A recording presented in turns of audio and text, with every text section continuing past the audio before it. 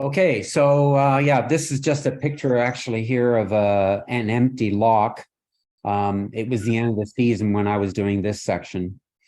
But so basically the whole point of the canals is I'd sort of for many years wanted to do the Rideau Canal.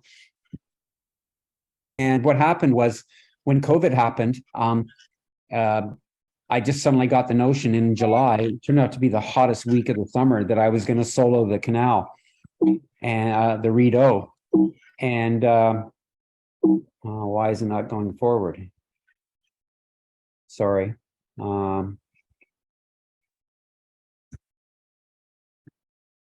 Okay, I guess I can use this button. Yep. So nobody was leaving the provinces, especially to the East Coast, and it just seemed so easy to just do the canal. My first notion was that because it was COVID, well, I'll just keep to myself anyway. But then I had two friends who insisted they come along with their dogs. So I ended up being two boats paddling the canal. And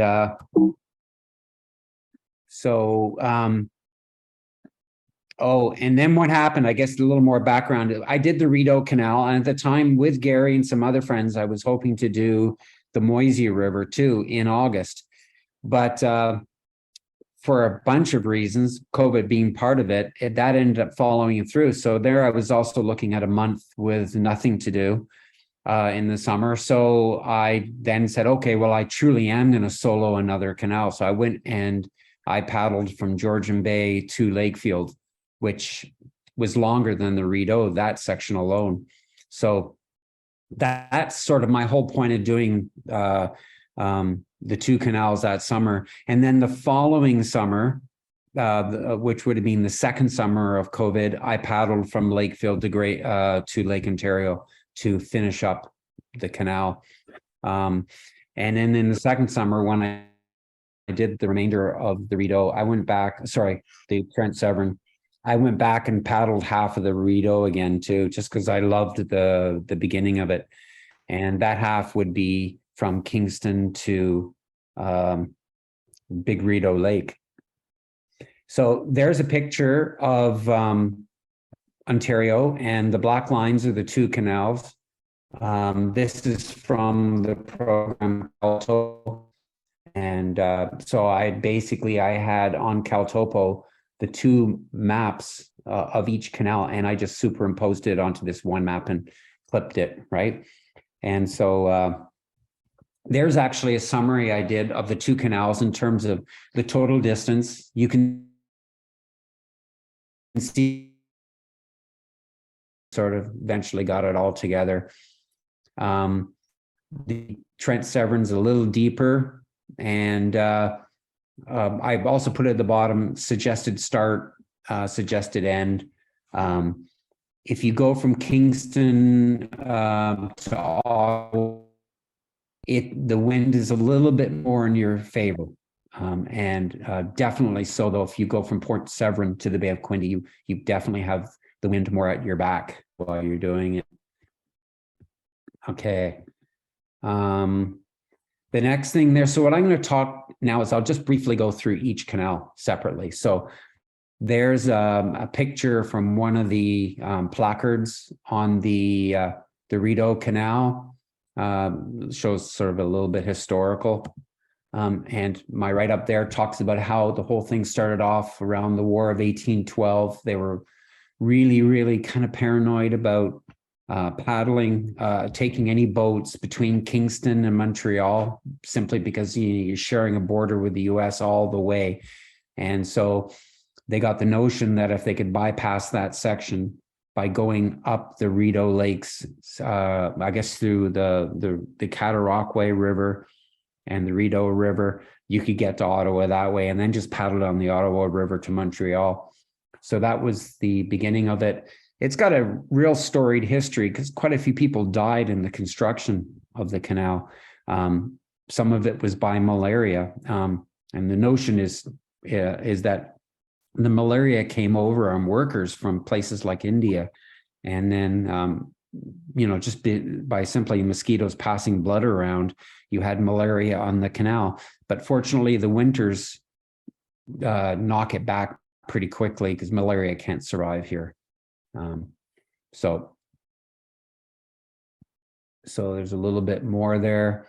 There never actually was an American invasion. The canal did become quite important for bringing new immigrants into central Ontario. One of the people I stayed with on my route through the canal is an old friend who lives on Big Rideau Lake, and she has black and white pictures in her cottage of immigrants stuffed onto these steamboats. And there's a picture of what it looked like when they finished the canal. This is the Ottawa section. You can see all the last section of the canal is a series of, I think it's 6 or 8 locks, all dropping quickly onto the Ottawa River. And here's a picture of what it looks like today. This was taken when I was paddling it with my friends. So you see those locks, boom, boom, boom, boom, boom. And if you do the canal, you get to this stage, and it's nothing to portage your canoe over in front of the Parliament buildings. And you'll see a picture at the end of us at the Parliament buildings. It took like 10 minutes to portage our canoe over there and get a picture. So now the Trent-Severn Canal, you can see on here a picture, and on this picture you can see all the little purple. I think my when I scroll over, I guess you can see it. Yeah. Yep. So basically, Port Severn is over here, and I paddled right through Lake Simcoe, through Balsam Lake, and all this. The height of land is about here. So everything to the left goes through Lake Simcoe and out into Georgian Bay, and everything to the right comes all the way over here to Trenton and basically the Bay of Quinte. Okay, with of course Big Rice Lake right in the middle there. Okay, and the whole idea of this was sort of put together at the end of the Rideau. People were like, well, that's great, we've got the Rideau, but why can't we have a canal right through the center of Ontario? And there was a push for it, but it was more for commerce. It wasn't a military type origin. Actually, I'll just throw in here now, there's a lot of like Americans will bring their boats up and they will spend the summer going through the canals. It's one of the main financial draws for the tourism. So some people will motor through Lake Ontario, go up Georgian Bay, and then come back through the canal, just do one big loop. And I met a lot of people who were spending the summers on the canal. One last thing I'll say here, halfway through the building of the canal, they already realized that it wasn't actually going to be necessary because the boats that were plying the Great Lakes at the time were too big for the canal. And halfway through the building of the Trent-Severn Canal, they built the Welland Canal, which, allows for much, much bigger boats. So in truth, the Trent-Severn has made sort of all its money on tourism in small boats, nothing really big in terms of commerce. Okay. Okay. So and there's an old picture. I thought I'd sort of follow the thing. This, I believe, is Peterborough with the lift lock here. You can see the, it was all done by manual labor, the building, but well, horses too, but yeah, it was a lot of grunt work. Okay, so as I said before, why choose to paddle the canals? I did it because it was a great opportunity to do a solo trip. But if you're interested in glamping, like if you don't really want to do a trip in the far north, but you'd actually would like to do a long trip, the canals are an excellent place to do it. It's only $5 a night. If you arrive before 4:30, you got to pay the $5. If you arrive after 4:30, nobody really knows you're passing through the canal, so you could sort of cheat your whole way through. But if you arrive before 4:30, they'll also give you a combination or a key, or they'll tell you where the key is hidden to use the washrooms. So, if you don't, it's quite comfortable. And as you can see, the lawns are perfectly good for camping. This box over here, this is actually in the Kingston area. They had locks there, but they're not in all the locks. And you can actually see the two dogs I went with. One was a little tiny poodle and the other was a dachshund. Yeah. And there's a picture of their canoe. This is actually near Smith Falls. There was basically a restaurant right beside the water. And I'll talk a bit about that later. Oh yeah, right now. So how easy is it to plan? The nice thing about the canals is there's quite a few of the locks where there's stores nearby. You could almost just buy your food every day, although I wouldn't recommend that. But you can certainly supplement your food. You can sometimes take a walk down the side of the canal and have a meal in a nice restaurant, pub, etc. Have a beer. You know, I got a lot of coffees in the morning. I just would go somewhere and grab a coffee rather than making it at my campsite, although I did have coffee with me. I would definitely recommend you bring things like a stove and a headlamp, though. You know, like chances of having fires and cooking over fires are pretty slim there. You can navigate with a cell phone. I used Caltopo a lot, but you know, you can use Google Maps to find your way through. There are buoys all the way through the canal, so you can just look at the next buoy, and there's signs on the islands, like they're like in a distance, it looks like a black square, and you just paddle towards it. And you can also use hiking apps or other apps like All Trails and stuff like that to get yourself through. But the navigation is pretty easy in general. Who runs the canals? It's actually run by National Park Service. A lot of the people who work there are university students, but pretty much every lock has a lock master who's it's like an old timer type person who, they're working the locks. But those people, they're not just seasonal workers because they spend the winters working in an office somewhere for national parks. But I've had a number of friends over the years who went through university and actually work the locks as their summer job. If you're something like a history major, it's a great thing to do, because basically you get to talk to people all day about the history of Canada. This picture here, you can actually see one of the old lock mechanisms right on top of the gate here. But the person over here, she's manually just cranking it open.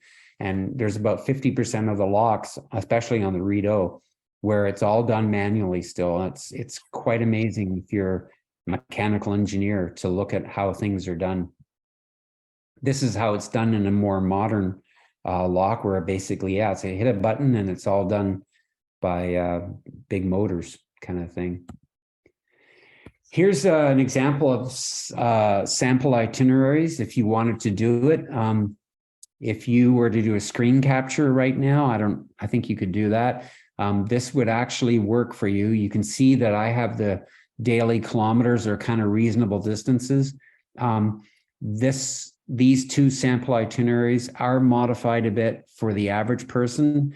When I went through it, there was a couple of days where I did 40K just to speed things up a bit. And I did hit one lock once, which was just stuffed with people fishing, and then I just didn't want to camp there. I was intending to. I just looked ahead and saw if I did another like 18K, I could get to the next lock. And so, you can go faster than this if you want. I will warn people in general, if you haven't looked at it, on here, you can see, like, especially if I look at the Rideau here, here's the actual lock numbers where I either stayed or would recommend you stay. When you get to Big Rideau Lake, there's no lock there at an appropriate distance. So I've looked into it. Murphy's Point Provincial Park would be a good sort of distance. It's 19K from the last lock. You could camp there. They actually have canoe sites right by the water. I didn't use it because I have this friend of mine who has a cottage on Big Rideau Lake, and I don't think she wants me to recommend camping on her front lawn. But I'm actually going to probably launch a trip to go through the Rideaus this summer on the WCA website. And if we do, we'll be staying at my friend's cottage, because we can skip the cost of Murphy's Point, because Murphy's Point is a provincial park. You'll have to pay. But you can see going on there, the other locks. Rideau River Provincial Park is, again, an appropriate distance. That's 23K. Island Marina was something I searched to find something an appropriate distance. When I got to Island Marina, I was very impressed. They sold popsicles. There was, I think we even had beer delivered from somewhere up the road. But that's a great place, Island Marina. It's a good place to do it. And so, boom, yeah, you're in 10 days, you're in Ottawa. And you can see the distances there. It all works out quite well. The itinerary I've got here for the Trent-Severn, I started in Port Severn, and I went through, I had to stay at Mara Provincial Park. This is on Lake Simcoe. And I guess I'll mention here now, as you can see, in general, it's possible to go through and hit locks all the way. But when I got to Lake Simcoe, there was no way I could paddle that full distance. I had to stay on Lake Simcoe. Mara Provincial Park is where I stayed. And someone said, oh, Lake Simcoe will be like Georgian Bay. And then one of the boaters I talked to warned me and said, no, Lake Simcoe does not have islands you can hide behind. So if you get on that lake when there's a windy day, you could be in trouble. And that's actually exactly what happened to me.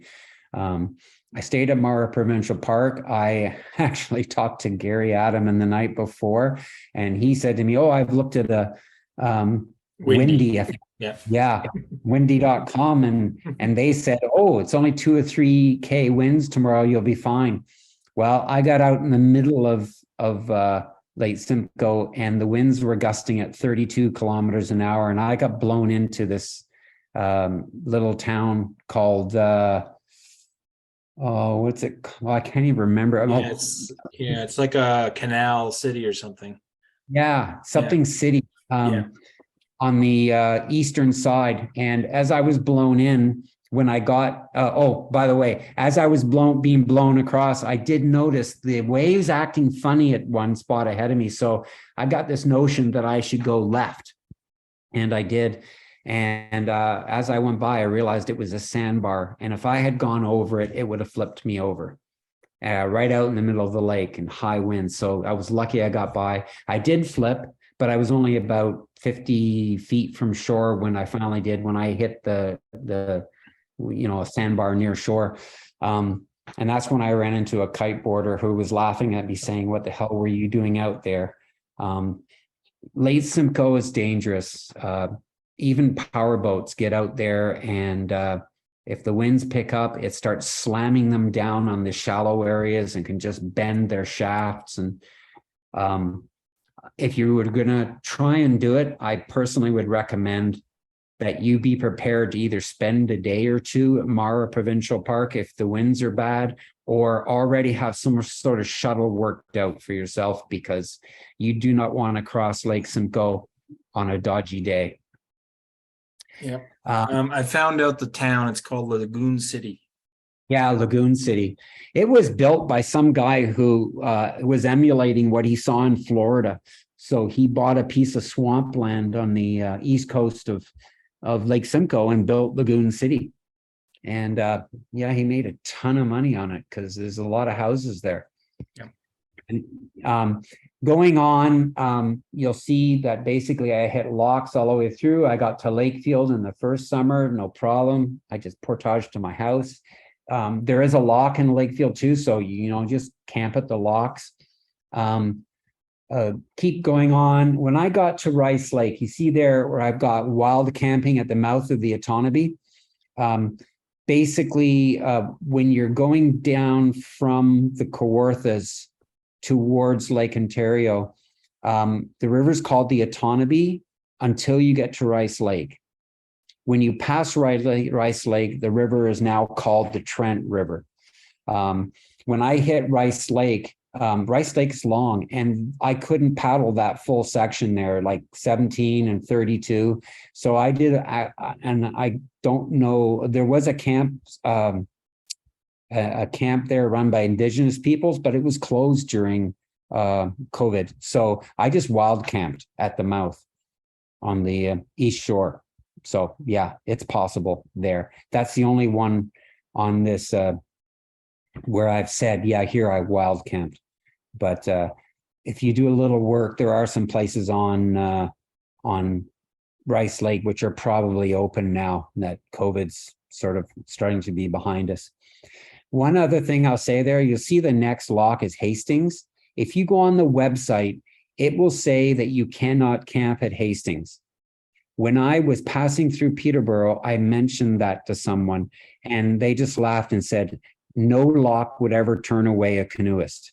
And they said, just go ahead and camp at Hastings. So I did. And yeah, no problem at all. Nobody spoke to me. I mean, I did arrive after 4:30, but it wasn't an issue. It was a nice little restaurant, literally right beside Hastings. So it was a great place to go. And then I kept going. And so the second summer, I did Lakefield all the way down to Bay of Quinte. There's a park right at the mouth there at Centennial Park in Trenton as a great place to take out. It's very straightforward. Okay, so those are my two itineraries that would work. Wildlife, let me see if I can, so I can see this. Yeah, wildlife along the way. This first picture is Kingston. The Rideau Canal is much prettier on the Kingston side. On the Ottawa side, there's a day of paddling through suburbia. That's just the reality. And yeah, so there's very little wildlife there. I don't know. Yeah, there's some pretty plants growing in the water. You can see in the distance in that picture, there was a lot of it there, a bit choked. Saw some birds. On the right is a cormorant, and on the left is an osprey. These are all pictures from my trips, right? And I think if I can get this to work, you can actually see a pileated woodpecker tearing a tree apart. And his call is like a pterodactyl. Not that I've ever heard of pterodactyl, but you can see him just ripping the tree apart. So yeah, there's a lot of wildlife. So I'm getting towards the end here. Here's some final notes. You can see on the left here, this is my boat, the front of my solo canoe, and my friends in front. While the locks are filling or dropping water, they have these cables coming down the side covered with rubber that you can hold on to. The big boats will actually tie themselves to these cables when they're going up and down. When you're in a canoe, sometimes the water goes in and out pretty quickly. So it's good to be in the middle of the lock, not right in front of the gates, because there's a lot of turbulence there. You just gently hold on to the side. To be honest with you, I actually did, on the right here, you can actually see the gate opening and my friends paddling out, and then there's little Dawson there. But I did a lot of portaging. I found sitting in a canoe all day just kind of drives me nuts. I need to get out and stretch and all that. On the left here, my friends are actually, there's a little platform here. On the Rideau Canal, they have platforms at the beginning and end of each thing, and there's often even a sign saying portage. The Rideau is a lot more canoe friendly. It's it's just more canoe friendly. It's easier to get in and out. On the Trent-Severn, which you see on the right here, this is not a lock. This is the difference between the sides of the wharves, whatever they're called here, and the drop. So yeah, it's not easy getting in and out so much. There are a few places where there are platforms, but as a general rule, be prepared. What I did here is I actually came over here on the grass and went down and got my boat in. It's just the Trent-Severn is not as canoe friendly. And I complained along the way, and a lot of the lockmasters tried to give me cards for people I should call. And they were like, yeah, we'd like to be more canoe friendly, but you know, that's just the way it is. You can see actually on this picture over here, one of the signs, you see the square, the black square there. That is, as you'll see a lot, there's always somebody fishing. And I've always wanted to go through and ask these people if they have licenses, because in some places they'll have a couple of buckets and they're just filling the buckets with fish. Yeah, here I talk about Lake Simcoe and how, you know, it can be rough. Here's an example of guys catching fish and taking pictures of each other. I even found it was kind of interesting at night. They'd have these lights floating with their lures. Stop bothering Andrew. Can you please stop bothering Andrew? Got competition here. I'll mute Ginger.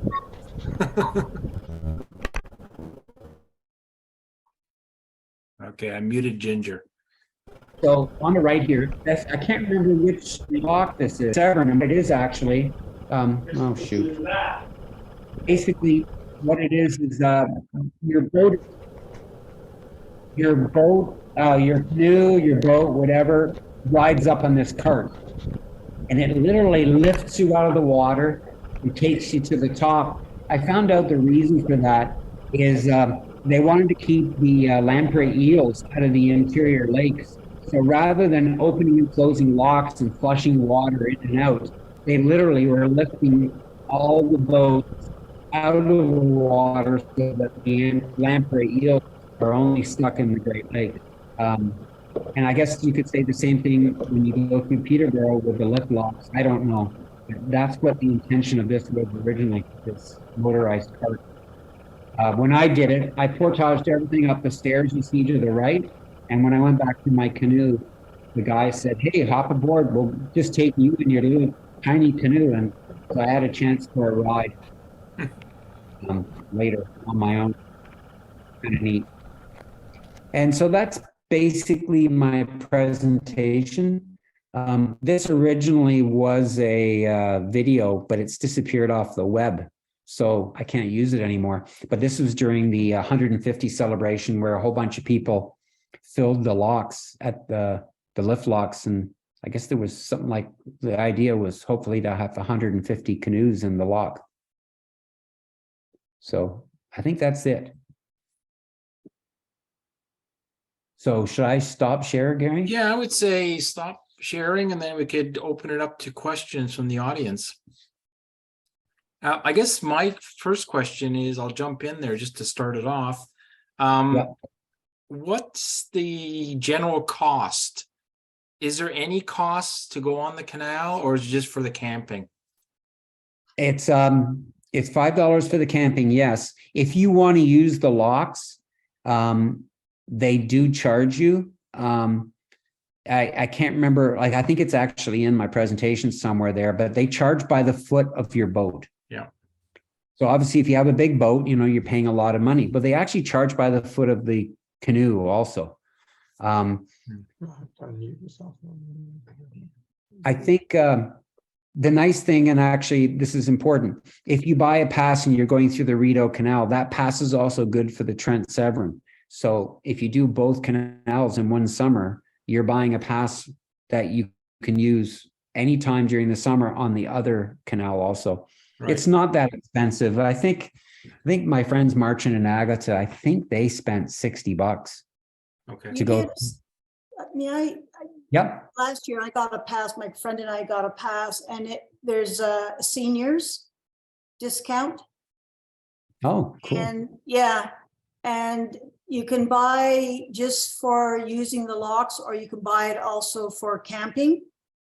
So there's a whole variety of different ways of being able to purchase stuff. And I'm trying to think what we paid. I think it was around $80 Mhm. And I plus know minus. I can't remember. you don't that actually was have to use the lock, right? You could just portage it free. If you want, yeah, you can portage. The Rideau, easy to portage. The Trent, I wouldn't be portaging. I have a kayak, so there's no way. And my kayak's 16 and a half feet long. There's no way I would do that. Yeah. And some of the locks I know that to get out is difficult. Yeah.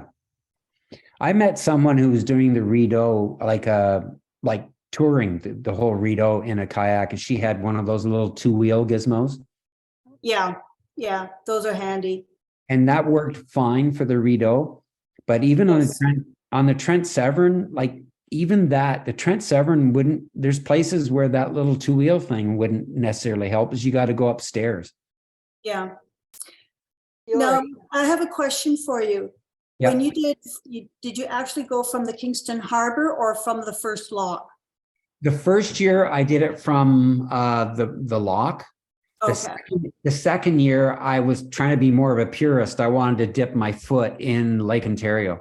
okay, So I did find there was a subdivision right down near Fort Henry, whatever it is there. yeah, And I put in there, okay, yeah, but I got dropped off. Like there wasn't a place to leave my car there. If you go from the first lock, you can actually park your car there for days. yeah, that's not a problem. They're usually pretty good of you being able to leave your car at the locks. Yeah.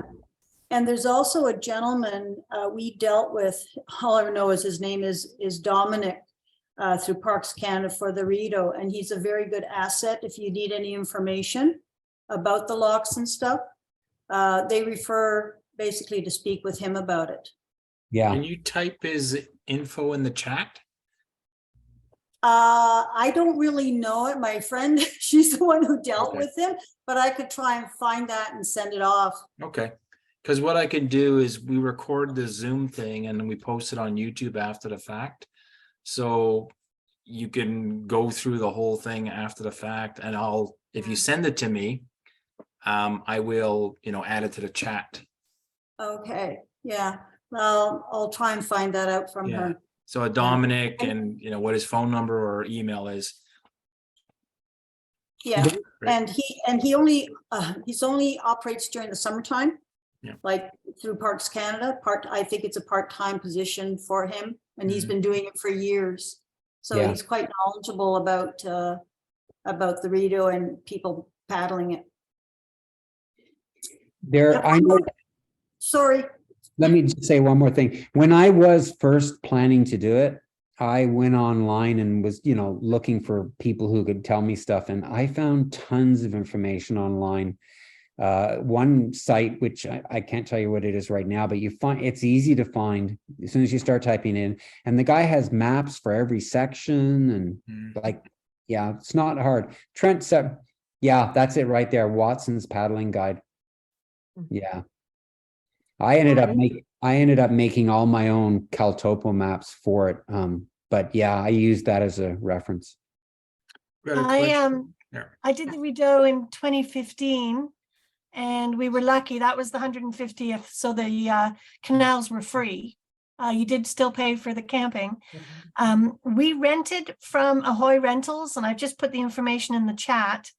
So you actually can leave right from his rental, right on Lake Ontario, and then head up the Cataraqui River. And then he picked us up in Quebec. So we paddled, and it was great because we did the locks right at the capital there, and then went over across to Quebec, and then he picked us up and shuttled us back. So you went to Gatineau? Yes. Yeah. Oh, awesome. Yeah, and it's only a few more minutes, really. Yeah. And that was, he just chose to pick us up there because it was the 150th. Ottawa was a zoo. Everybody was there, and we had timed it so we would be there for July 1st. So popping over to the Quebec side was just easier to coordinate. Yeah. Anything else? I think Beth had a question. Yeah, I did, Yori. Interesting presentation. Thanks. What was the camping like? And do they have actual, campgrounds at each of these locks, or is it kind of differs lock by lock? It differs lock by lock. Some of them have grass on both sides. Sometimes it's only on one side that you really want to camp on, but there's plenty of grass. Some of the boats which moor there overnight, there's a section where you can moor kind of thing. They will themselves be pulling tents out and camping on the grass. But I never, ever felt crowded. There's very few, I would say most nights I was the only canoeist. Well, it was I felt COVID too, right? True. But, like if you wanted to do a trip during COVID, you figure you're going to be by yourself. I figured it'd be other people with the same idea. From talking to the people who work the locks, it's not busy as far as canoeists are concerned, especially like people who are doing like the whole canal. A lot of the boaters, the power boats were quite surprised that I was doing the whole canal. They don't see that many canoeists, a few day trippers, but it's a very easy thing to plan, and there's never a problem finding campsites. The only thing I ever found a pain in the butt was that when I did my second time through the Rideau, the Canada geese, oh my God, a couple of the locks I went to, I was more worried about Canada geese and putting my tent on top of Canada geese poo. And there was one lock, I counted 80 geese around the lock, and they were treating it like it was theirs. I actually talked to someone at the lock. I said, didn't you guys try and get rid of these things before they, basically nested and stayed? And he said to me that they were doing construction at the lock in the spring, and so they didn't really get in there until later. And by the time they got in there, they were all nesting. They all had babies, and it was mayhem. Yeah. Anything else? Yeah, my name is Case. I'm calling from Sault Ste. Marie. Yep. As a guest listening in. And I have a very different question for you. You may not have the answer, but you mentioned that at most of the campgrounds along the Trent-Severn waterway are bathrooms. Do you get a key for it? Is that correct? Well, sometimes they hide a key. There'll be like a dish with a key on it that they stick above in the rafters in front of the lock. But some of them are combination locks, and they'll tell you the combination. Would you remember by any chance if any of those bathrooms were wheelchair accessible? No, I wouldn't say, well, wheelchair accessible? Yeah, did they have wheelchair accessible facilities? To be honest with you, I don't really know exactly what qualifies as wheelchair accessible. It would have a wheelchair accessibility sign on the door. It would be a big bathroom. I don't remember. Okay, well, if you're not tuned into that, you wouldn't know. I would say this. Some of them might be actually a little bit hard to get to from a parking lot. Well, but what about from the water itself, from the canoe? Well, like I said, the Trent-Severn is hard as hell to get out of your canoe at times. If you're if you're someone who needs to use a wheelchair, that's going to make it even tougher. Because you don't have a platform to pull up right beside, and then the platform has a ramp up onto the grass. Right. In some places, even for somebody who's not in a wheelchair, it's not easy.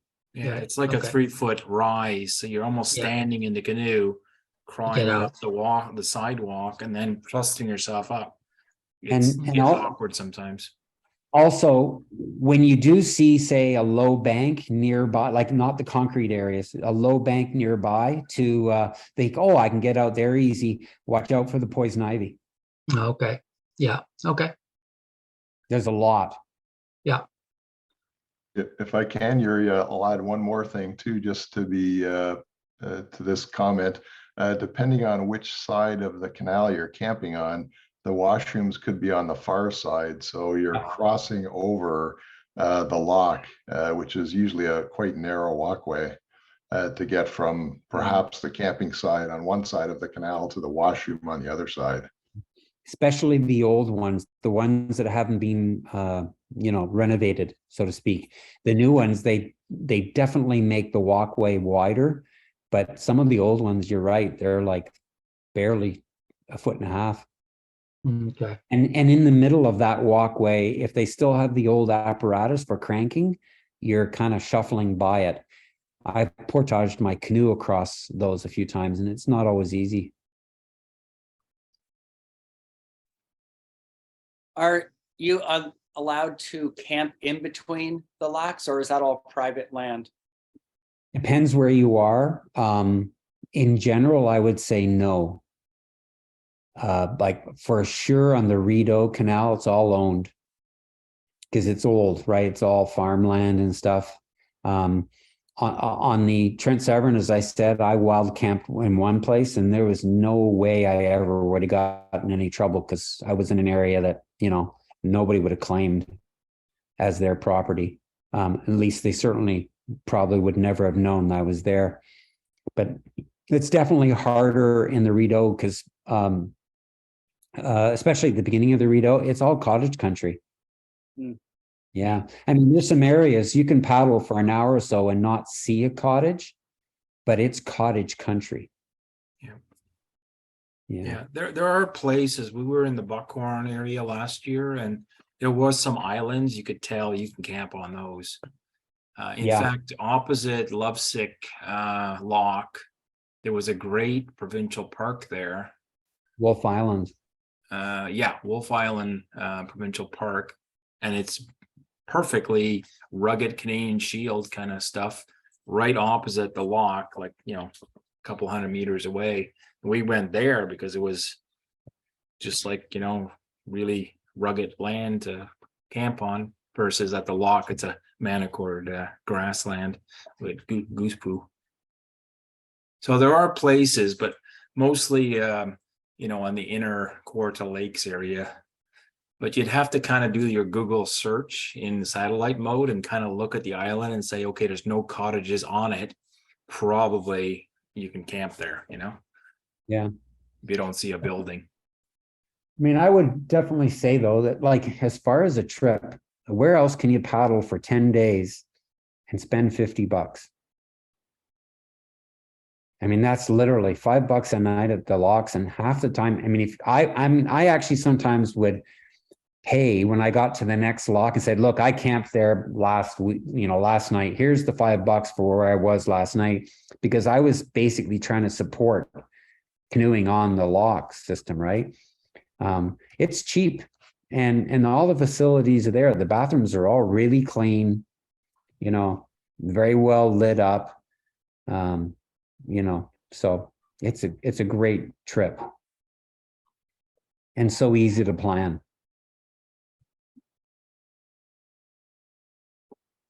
Anything else? Yeah, I had a quick question. My name's Allison, not Jeff, as it says there. You mentioned the pass. Is it a canal pass? Is it a Parks Canada pass? What do you need? You can just go to a lock and buy it right there, right? And it, or you could contact Parks Canada and buy it ahead of time. Just to clarify, it's a pass to use the lock, and the usage is by the foot of the vessel usually. I see. So you don't have to have a pass to go there. You can go to the head. Don't use the lock. You just get out of the boat. Like you don't go. The gates don't open for you. You get out of the boat and you walk. 2-3 meters up or 2-3 meters down for free. Right. Yeah. You know, The you truth- only have to pay if you want to camp on the lock. Got it. Or if you want to Oh, use the lock, the lock i.e. to you're go floating through and you want the guy to open the gate for you, you either pay by the foot or you pay a certain pass. You can have a yearly pass in Okay. summer, or you can have, I don't know, a couple weeks maybe or something. You wouldn't believe how many times I would come up and I'd start to get out of my canoe. And the lockmaster would say, "Aren't you going through?" Like, you know, and I'd say, "Well, I don't have a pass." And he'd go, "Ah, don't worry about it." And he'd just send me through. Yeah. Like, they really are incredibly hospitable. They hire people to be tourist friendly. And yeah, a lot of times they just send me through. And I'd ride through with a boat, you know. My friends who bought the pass, they were lining up every time to go through. And sometimes the guy would just wave me in too. So my friends were like, "Oh, he didn't pay," you know. I'm like, "Oh, well, what the hell," you know. I think one of the things that's really neat is the history, right? As you're going through, they always have a plaque up talking about the history of that area. That's quite interesting. Yeah. I saw It's somebody fun. else flashed her hand up there. Yes, did you have any problem with the wake from power boats in some of the larger lakes? It's something to be aware of for sure. And I would say it's more of a problem on the Rideau because it's like, especially like when you're going from Smith Falls north, because you're actually on a river and you're much more, you know, the boats going by. And in some places that, you know, the boats are very considerate, you can tell, but in some places they couldn't give a damn. And they just go roaring by. It's just a reality. Sea-doos especially. Sea-doos are always going full bore, you know, but yeah. I just angle myself 90 degrees to the wake and ride it out. I guess just one comment on the water traffic too. It's very advantageous to go there in the shoulder season. You just need to check when the locks open if you want to have actually lock through. Mhm. But the shoulder season has a lot less powerboat traffic. Absolutely. And you can go, like I went through, I guess when I paddled from Lakefield to Bay of Quinte, I did it, I think I did it the weekend they were closing the locks. It might have been Thanksgiving. And they actually warned me because they were flushing a lot of water out of the system. So they were like, "Oh, you know, we're actually closed for this Sunday," kind of thing. And I said, "Well, I got to keep going, you know." And they were like, "Well, we're warning you." And if you've done a bit of whitewater, it wasn't that bad. But yeah, there were some currents for sure below the locks. But nothing scary.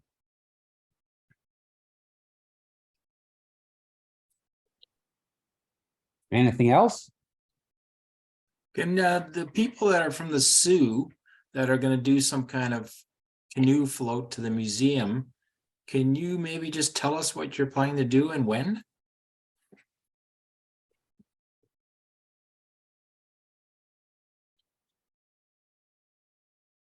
Well, I guess it's the end of July, first week of August.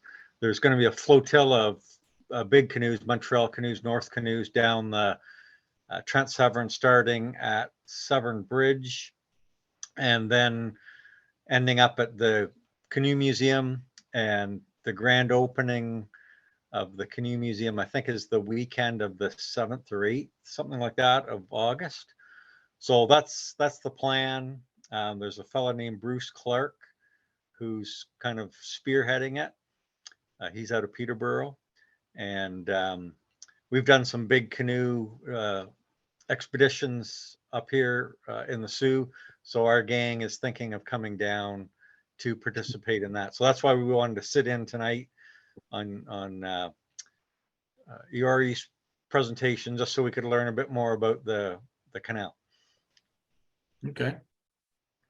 I guess you're always available for, you know, any other detail kind of questions they have. Except I'll be away almost the whole summer. Yeah, that's the only issue. But I mean, any questions like where, when, who, what, Yeah. you know it all. Especially around the Peterborough Lakefield area. Mhm. So I guess Mark and Cheryl, you can contact Yuri or myself, and I can, connect the dots. So if you have any, other questions. Okay, or thank you. camp, all this stuff. I will say one more thing that's kind of curious is I think up by Lake Couchiching, I was at a lock there, and the lock master said, keep your wits about you at night. And I was like, well, why is that? And they said, well, we've been seeing a cougar on the rock across from the lock a number of times this summer, just sunning itself. I was like, you got to be kidding. And she was like, no, we've actually seen it a number of times.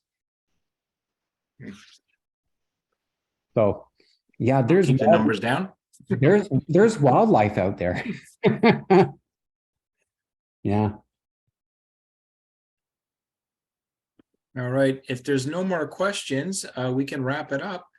And like I mentioned, this will be, it is recorded, and in about, I don't know, a week or so, we'll flip it into a YouTube video. So if you missed anything, you can go back and replay it. And as Yuri said, you can do a screen capture when you get to that, mileage recommended chart that he gave. Let's see if we have any questions on the thing here. What kind of pass do you need? I think we answered that. Canoe rentals, Ahoy rentals on Lake Ontario. Yeah, thank you for presentation. Okay, so thank you, Yuri. No problem. Not too long. No, it was Thanks, good. Yuri. That was great. Yeah. Night, everybody. Good night. Actually, I could say one more thing. This was actually written up in the Nestogan. Oh, yeah. Yeah, I was going to mention that. If you get the, what is it, the fall 2022, the last article was by Yuri, and he's written it up. So a lot of the stuff is actually in there already. Very similar. Yeah. Yeah, I forgot to mention that. Okay. Well, thanks again. And the next talk will be in a week's time on the what's the next one on? I think Robert's doing it. Yeah, Rob's doing it on, what is he doing it on? Oh, Bonaventure. Bonaventure, yes. Yeah, that's a really nice river. So we'll see you all on whenever that is, the 25th, I think. And he has what's the camera, the auto camera there, flies around. Drone? Drone, yeah, drone. I was looking for the words. He has a drone, so we should get some good footage from the drone. Mm-hmm. All right. See you next time. Good night. Thank you very much. Yeah. Thank you.